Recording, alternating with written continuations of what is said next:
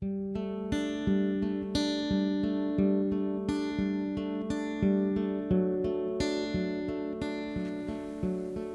everyone, as you can see in the vise here I have a hothead, a fluorescent red bead. This is a Polish pheasant tail. It's an old pattern, old style fly. I originally tied this one here, well, many years ago when friends were fishing in the World Championships, and you just can't go wrong with a type of fly like this. Basically pheasant tail, but I sort of dubbing, Hare's ear like dubbing at the top. In coloured water, deep water, you can use the hothead or just a gold bead or even copper or so to go with the fly. There's many you could use. I mean, I tied pink heads, I've tied black heads, I've tied all different types. But at this time of the year especially, if you can find some painted beads, and this is a fluorescent red. This one I actually got from the Glasgow Hanging Centre a few years ago.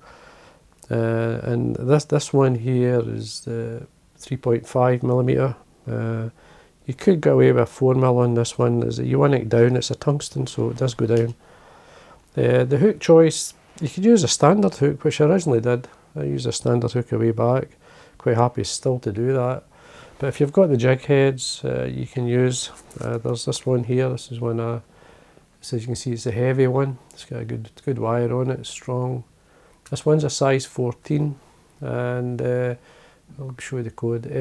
FM5045 is the one, full mil. I do use a lot. This is a 3 or 4 packets in the one. You get 50 in a pack, so when I buy 4 or 5, I squeeze them into the one packet just to save space. So anyway, it's a great hook. I've used it many a time, and you can use a lighter bead on it as well. It'll still work. I do use that as well. It's a good size. It's a good size for nymphing, both for brown trout and for mainly grayling, obviously at this time of year. But it's a good fun one to use. The fly is simple to tie. It's just basically a pheasant tail. Just find my glasses here. So anyway, we'll start at the eye now. The thread I'm using, this is a Uni thread 80 fire orange. It just goes with the colour of the bead. You have waxed it, so we can start at the top and we can run down to the back of the hook, or just to it starts to bend. Tail, you could use quite a few fibres, cork fibre, hackle fibres. This is a Coq de Leon, it's a whiting Coq de Leon fibre. This is a fiery brown type coloured one. I like it in this. And people ask me why I use this fibre. It's very shiny.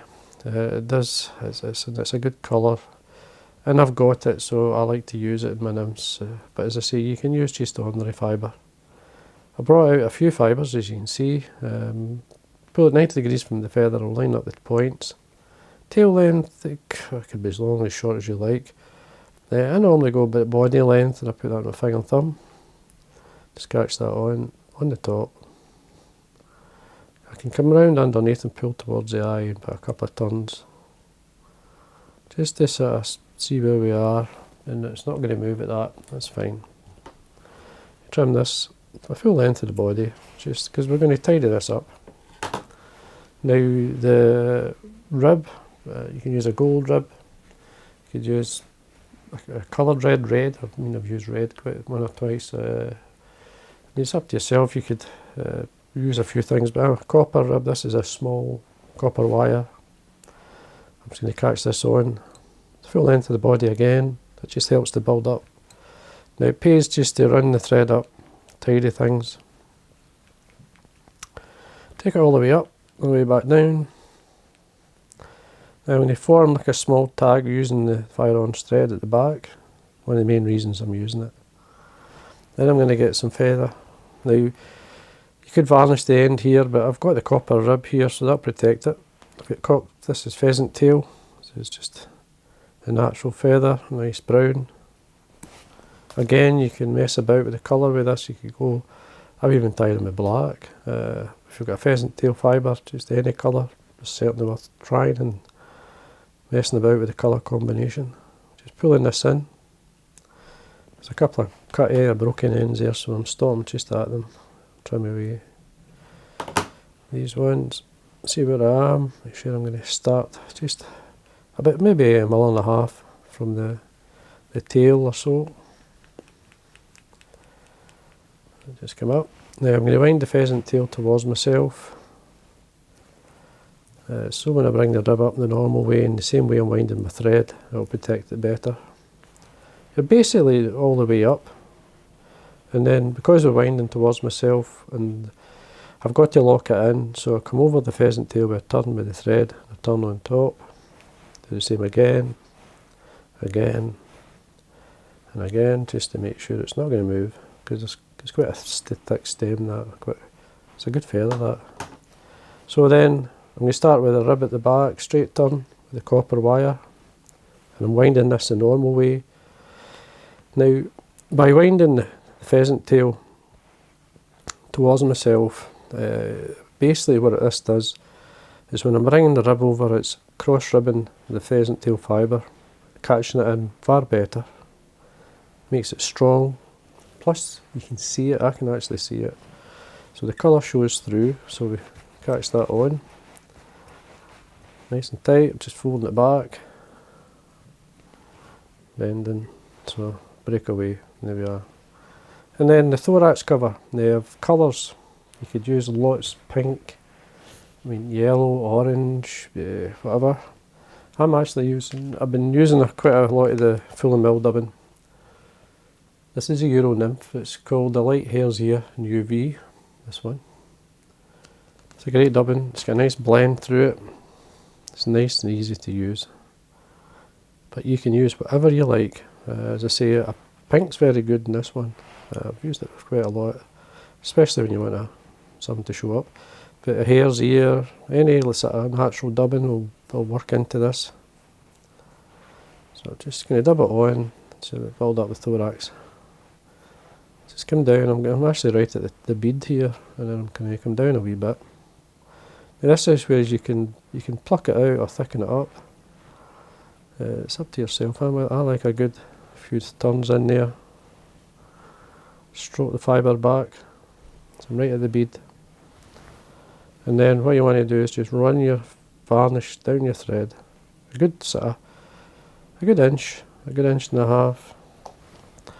I do 2 or 3 turns, and then wet finish. And there we are. Trim away. Basically that's it. Now you can fluff it out, put more leg into it if you wish, or you can leave it the way it is.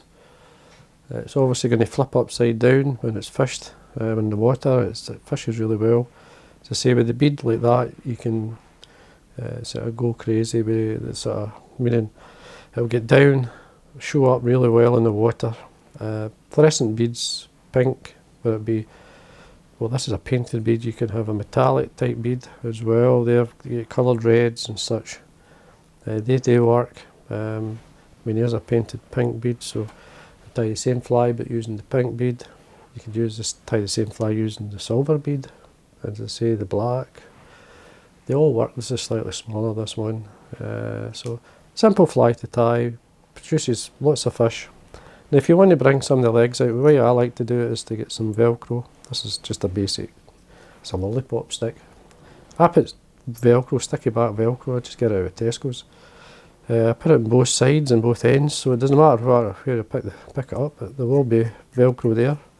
But to bring out a tiny bit of the dubbing, you just brush towards the bead,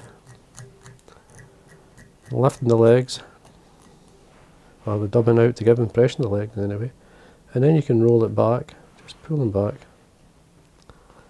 give it more of a movement. A fly like this, obviously, it will sink because of the bead, because it's tungsten, but it's not as fast as some of the smoother bodied versions, which you can do as well.